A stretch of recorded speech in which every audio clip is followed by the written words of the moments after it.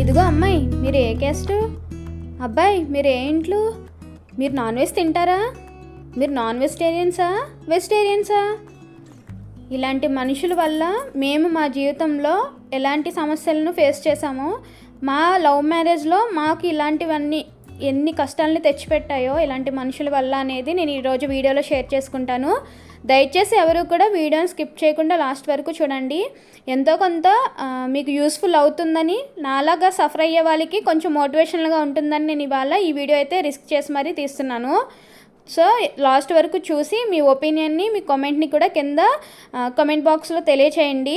That ఎవరైనా నాలాగా ఇబ్బంది పడే వాళ్ళు ఉంటే వాళ్ళకి కొంచెం యూస్ఫుల్ అవుతుందని వీడియో అనుకుంటున్నాను. మీకు కనుక వీడియో నచ్చితే ప్లీజ్ అండి లైక్ చేయండి, షేర్ చేయండి, అలాగే కామెంట్ కూడా చేయండి, అలాగే సబ్స్క్రైబ్ కూడా చేసుకోండి. అండ్ ఇవాళ నేను నా ఫ్రైడే మార్నింగ్ రొటీన్ని మీతో షేర్ చేసుకుంటాను. అలాగే నా లైఫ్లో, మా లవ్ మ్యారేజ్లో మేము ఎన్ని ప్రాబ్లమ్స్ ఫేస్ చేసామో టిల్ నౌ, అంటే ఇప్పటివరకు కూడా ఇంకేమి ప్రాబ్లమ్స్ అనేవి ఫేస్ చేస్తున్నాము అనేది ఇవాళ మీతో నేను వీడియోలో షేర్ చేసుకుంటాను.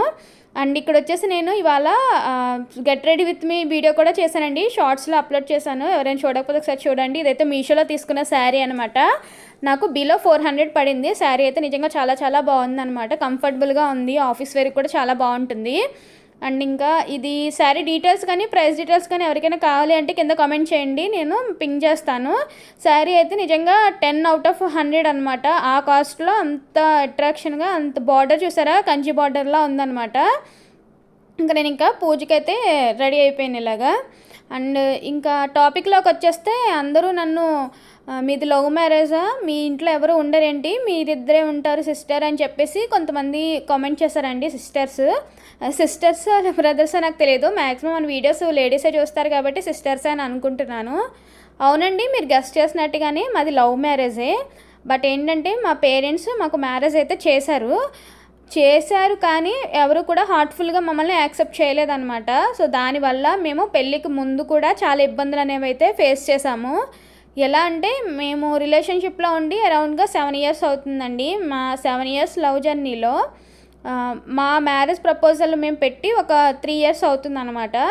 అంటే 4 years మేము లవ్లో ఉన్నాం. తర్వాత ఇంట్లో మనకి ఇంకా ప్రెషర్స్ అనేవి ఉంటాయి కదండి. అమ్మాయిగా నేను ఇంట్లో పెద్ద అమ్మాయిని కాబట్టి నాకు ప్రెషర్ అయితే ఉండింది బాగా. సో నేను దాన్ని మా హస్బెండ్కి నేను ఇలా ఇంకా మనం మ్యారేజ్ చేసుకోవాలి, ఇంకా కుదరదు అది ఇదని చెప్పేసి మేము అనుకుని మా ఇంట్లో మేము ప్రపోజల్స్ పెట్టాము. నాకు మ్యాచెస్ తీసుకొచ్చినప్పుడు నేను మా ఇంట్లో కూడా నేను లేదు, ఇలా నేను ఒక అబ్బాయిని లవ్ చేస్తున్నాను, నేను తన్నే మ్యారేజ్ చేసుకుంటానని చెప్పాను.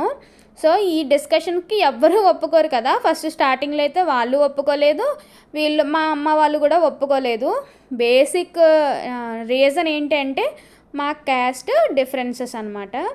అంటే హిందూస్లోనే మనకి రకరకాల క్యాస్ట్స్ ఉంటాయి కదా. వాళ్ళకి ఏంటంటే కొంతమంది ఏమనుకుంటారు, మాది హయ్యరు మీది లో అని అనుకునే వాళ్ళు ఉంటారు. కొంతమంది ఒకవేళ హై అయినా కానీ మేము సేమ్ కాదు, మాకు సేమ్ క్యాస్ట్ ఉన్న వాళ్ళు కావాలి అని అంటారు. ఇంకా ఉంటాయి కదా, చెప్తున్నాను కదా, చాలా డిఫరెన్సెస్ వచ్చి మేము చాలా అంటే చాలా డిస్టర్బెన్సెస్ చాలా ఫేస్ చేసాము. నాకు ఒకనొక టైంలో ఇంకా ఈ చెప్పొచ్చలేదు కానీ ఇంకా సూసైడ్ చేసుకొని చచ్చిపోదామా అని అనిపించింది అనమాట. పేరెంట్స్ ఒకనొక టైంలో ఎలా ఉంటారంటే, ఇప్పుడు చాలామంది మంచిగా ఆలోచిస్తున్నారు. నేను చూసినంత వరకు లవ్ మ్యారేజెస్ అంటే సేమ్ కాస్ట్ కాకపోయినా అట్లీస్ట్ వాళ్ళు సెటిల్ అయ్యారా, వాళ్ళ బ్యాక్గ్రౌండ్ ఏంటి, వాళ్ళు ఫినాన్షియల్గా ఎలా ఉన్నారు అనేది చూస్తున్నారు చాలామంది. బట్ ఇంకా కొంతమంది క్యాస్ట్స్ అని, లేకపోతే సేమ్ క్యాస్టే కావాలని, మాకన్నా ఎక్కువ ఉన్న వాళ్ళు వద్దు, మాకన్నా తక్కువ ఉన్న వాళ్ళు వద్దు, ఇంకా ఉంటాయి కదా, నాకు చెప్పడం రావట్లేదు. అలాంటివన్నీ పట్టుకొని అసలు వీళ్ళు ఎందుకు చెప్తున్నారు, వీళ్ళు ఏం చూసారు, అవును వీళ్ళు ఒక 5 years రిలేషన్షిప్లో ఉన్నారు అంటే వీళ్ళు ఎంత బాగా అర్థం చేసుకుని ఉంటారు, లేదా మనకి ఇంత వీళ్ళకి చదివించాము, వీళ్ళు ఒక జాబ్ చేస్తున్నారు, ఒక మంచి పొజిషన్లో ఉన్నారు, సో వీళ్ళకి ఆ క్లారిటీ ఉందేమో, మనమే ఎందుకు ఆలోచించకూడదు అని చెప్పేసి ఆలోచించే పేరెంట్స్ చాలా అంటే చాలా తక్కువ మంది ఉన్నారండి.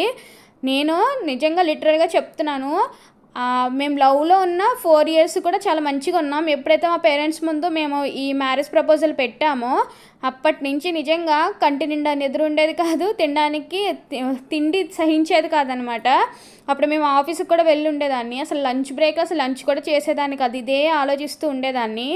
ఎందుకు అంటే మనం ఒకరిని ఎందుకు అసలు వీళ్ళు ఆలోచించట్లేదు, ఎందుకు క్యాస్ట్ అసెస్మెంట్ ఎందుకు, అసలు ఎందుకు ఆలోచించరు, ఒకసారి మన సైడ్ ఉండి ఆలోచించవచ్చు కదా. అవును జరుగుతున్నాయి, కొంతమంది ఇలా లవ్ మ్యారేజెస్ చేసుకొని సఫర్ అవుతున్న వాళ్ళు కూడా ఉన్నారు.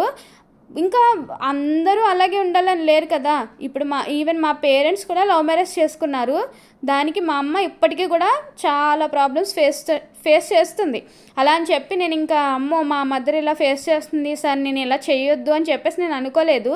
ఇప్పుడు మనం ఏదైనా చేసామంటే మనకు ఒక నాలెడ్జ్ అనేది ఉంటుంది. మనం ఏ వర్క్ చేసినా చదువుకున్న వాళ్ళందరూ కరెక్ట్ చేస్తారని కాదు, చదువుకోలేని వాళ్ళందరూ మిస్టేక్స్ చేస్తారని కాదు. ఎవరికో ఒకరికి ఏదో ఒక జ్ఞానం అనేది ఉంటుంది కదా. సో దాన్ని బట్టి ఈ పర్సన్తో మనం అడ్జస్ట్ అవ్వగలుగుతాం, వీళ్ళది మన ఫ్యామిలీకి కొంచెం రిలేటెడ్గా ఉంది, మనం వీళ్ళతో ఉంటాం, లేదా అక్కడ ఎన్ని సిచ్యువేషన్స్ ఉన్నా ఫేస్ చేయగల గట్స్ నాకు ఉన్నాయి. సో నేను వాళ్ళతో ఇలా మింగిల్ అవ్వగలను, నేను వాళ్ళని ఇలా మార్చుకోగలను అన్న ఒక థాట్స్ అనేవి ఉంటాయి కదండి ప్రతి మనిషికి కూడా. అలాగే ఏమో నాకు అలా అనిపించి మాది ఇంటర్ క్యాస్ట్ మీన్స్ అదే క్యాస్ట్ వేర్ అంతే. అయితే ఇద్దరం అయితే హిందూసే అనమాట. సో ఏంటి అంటే దీనివల్ల వాళ్ళు ఒప్పుకోకుండా మాకు 3 years అయితే చాలా అంటే చాలా నరకం అనుభవించేసాం అనమాట. ఒక పక్కనేమో నాకు మ్యాచెస్ తీసుకొచ్చేసేవారు, ఇంట్లో నాకు మెంటల్ టార్చర్ పెట్టేవారు. అది కరెక్టే, వాళ్ళ ప్రాబ్లం వాళ్ళది. ఇంకా మ్యారేజ్ 25 years వచ్చిన తర్వాత అమ్మాయిని ఉంచుకోవడం ఎవరికి ఇష్టం ఉండదు. దానివల్ల నెక్స్ట్ వాళ్ళు మా హస్బెండ్ సైడ్ వాళ్ళు ఒప్పుకోకపోవడం వల్ల మా ఇంట్లో కూడా కొంతమందిని వ్యతిరేకించడం వల్ల, ఎందుకు మీ అమ్మ ఇలా సఫర్ అవుతుంది, నువ్వు కూడా ఇప్పుడు ఇది చేసి ఇది చేస్తావా, నెక్స్ట్ మీ చెల్లికి మ్యాచెస్ ఎలా వస్తాయి, నువ్వు ఎలా చేస్తావు, అది ఇది అని చెప్పేసి మమ్మల్ని చాలా అంటే చాలా ఇబ్బంది పెట్టారండి. ఆ 3 సంవత్సరాలు నిజంగా నరకం అంటే నరకం అనుభవించేసాము. ఈవెన్ నేను తాడు కట్టించుకొని మాకు పెద్ద ఫంక్షన్ కూడా చేశారు. రిసెప్షన్ అయ్యి ఇంకా రిసెప్షన్ ఈవినింగ్ వరకు కూడా నాకు అసలు మనశ్శాంతి అనేదే లేదనమాట. అంటారు కదా పసుపు కొట్టడం అంటే పెళ్లి కూతురు చేసిన దగ్గర నుంచి రిసెప్షన్ అయ్యే వరకు కూడా ఏం గొడవలు అవుతాయో ఏమవుతాయో అని చెప్పేసి ఈ టెన్షన్తోనే గడిపాను. ఇంకా చెప్పాలంటే చాలా విషయాల్లో చాలా అంటే చాలా బాధలు పడ్డామండి. అవి కొంతమందికి సిల్లీగా అనిపించవచ్చు. ఈవెన్ మ్యారేజ్ అయిన తర్వాత కూడా మేము ఒక 6 months వరకు మనుషులం కాలేకపోయామన్నమాట. ఏంటి ఇలా ఉంది సిచ్యువేషన్, మమ్మల్ని కొంతమంది వెలివేసేసినట్టు చూడడం. వాళ్ళు మ్యారేజ్ చేసినప్పటికీ కూడా మమ్మల్ని డైజెస్ట్ చేసుకోలేక మీరు ఉండరులే, మీరు ఇంకా కొన్ని రోజులే, ఇప్పుడు మీరు లవ్లో ఉన్నారు కాబట్టి తెలియలేదు, ఇప్పుడు తెలుస్తుందిలే, మీరు ఎలా ఉంటారు మేము చూస్తాంలే అని మమ్మల్ని బ్లేమ్ చేసిన వాళ్ళే చాలా ఎక్కువ మంది అనమాట. నిజంగా మాకు మా మీద కాన్ఫిడెన్స్ ఉన్నా కానీ అమ్మో వీళ్ళు ఇలా అన్నారు కదా నిజంగా అలా అయిపోతుందేమో అని ఒక్కనొక టైంలో నేను లో కూడా అయిపోయాను. కానీ మా హస్బెండ్ అలా కాదు, అనేవాళ్ళు చాలామంది ఉంటారు. మనం ఒక క్లారిటీతో మన లైఫ్లో ఫస్ట్ స్టెప్ వేసాము. సో వీళ్ళందరూ నోరు మూసుకునేలాగా మనం మంచిగా జీవితంలో ఎదగాలి అని చెప్పేసి నన్ను మోటివేట్ చేశారండి. నిజంగా ఇప్పుడు అరేంజ్డ్ మ్యారేజ్ చేసినా లవ్ మ్యారేజ్ చేసినా లేకపోతే ఏదో దేవుడే తీసుకొచ్చి ఇదిగో నీకు ఈ అమ్మాయిని భార్యగా ఇస్తున్నాను, నీకు ఈ అబ్బాయిని భర్తగా ఇస్తున్నానని చెప్పిన పర్సన్స్తోనైనా ఇద్దరు వేరు మనుషుల మధ్య డిఫరెన్సెస్ అనేవి తప్పకుండా వస్తాయి. లవ్ మ్యారేజ్లో అయితే వచ్చేస్తాయి, అరేంజ్ మ్యారేజ్లో రావు, లేదా అరేంజ్డ్ మ్యారేజ్లో కొట్టుకుంటారు, లవ్ మ్యారేజ్లో మంచిగా ఉంటారు అనేది ఏమీ లేదు. ఇద్దరు మనుషుల మధ్య 2 బ్రెయిన్స్ మధ్య ఒక విషయాన్ని 2 బ్రెయిన్స్ ఎప్పుడు కూడా ఒకేలా ఆలోచించవు. ఖచ్చితంగా ఏదో ఒక విషయంలో ఎవరో ఒకరికి గొడవలు డిఫరెన్సెస్ అనేవి వస్తాయి, ఆర్గ్యుమెంట్స్ అనేవి వస్తాయి. అవి వచ్చినా కూడా వాటిని ఓవర్కమ్ చేసుకుని అవి ఎంతవరకు అనేది చూసుకొని మనం లైఫ్లో లీడ్ చేయగలిగితే బాగానే ఉంటుందని నా ఒపీనియన్. అంటే ఇప్పుడు ఏదో నాకు బాగానే ఉంది, ఇప్పుడు నేను కబుర్లు చెప్పేస్తున్నానని కాదండి. ఈవెన్ ఇప్పుడు నేను మా పేరెంట్స్ని చూశాను, వాళ్ళైతే చెప్పాను కదా చాలా అంటే చాలా ప్రాబ్లమ్స్ వాళ్ళు ఫేస్ చేశారు. వాళ్ళకి మేము కూడా మా చైల్డ్హుడ్ అంతా చాలా అంటే ఇంక డిస్టర్బెన్సెస్గా మాకు గడిచింది వాళ్ళు లవ్ మ్యారేజ్ చేసుకోవడం వల్లే. బట్ ఏంటంటే అందరికీ అలా అవ్వాలని కాదు. ఇప్పుడు అవన్నీ నేను చూసేసి చిన్నప్పటి నుంచి నేను ఇంకా లవ్ మ్యారేజ్ చేసుకోవద్దు, నేను లవ్ని ఎవరిని సపోర్ట్ చేయను, ఎవరికి ఇది చేయను అని అనుకోలేదు. నాకు క్లారిటీ వచ్చింది. ఇప్పుడు నేను బయట నాకు అరేంజ్డ్ మ్యారేజ్ చేస్తే ఎలా ఉంటుంది సిచ్యువేషన్స్, సో నేను ఈ లవ్ మ్యారేజ్ చేసుకుని నేను అక్కడ ఎలా ఉంటాను, ఇక్కడైతే నాకేంటి అని చెప్పేసి ఒక క్లారిఫికేషన్ నేను తెచ్చుకొని నేను అడ్జస్ట్ అవ్వగలుగుతాను. నాకు ఈ లైఫ్లో నేను మంచిగా గ్రోత్ ఉంటుంది, ఈ పర్సన్తో నేను లైఫ్ లాంగ్ హ్యాపీగా ఉండగలను. అలా అని ఒక్క చిన్న పోట్లాడు కూడా లేకుండానే ఉండదండి. ఎవరికైనా లైఫ్లో కొట్టుకోవడం తిట్టుకోవడం అంతా కామనే. అవన్నిటికీ భయపడితే అసలు మనం జీవించలేమన్నమాట. ఇంకా మీకు ఎవరికైనా ఇంట్రెస్ట్ ఉంటే చెప్పండి మా పేరెంట్స్ లవ్ మ్యారేజ్ కోసం. అలాగే మా లవ్ మ్యారేజ్లో మేము ఇంకా ఫేస్ చేసిన చాలా ఇష్యూస్ ఉన్నాయి. ఎవరికైనా ఇంట్రెస్ట్ ఉంటే కింద కామెంట్ చేస్తే నేను ఇంకొక వీడియో తీసి పెడతాను.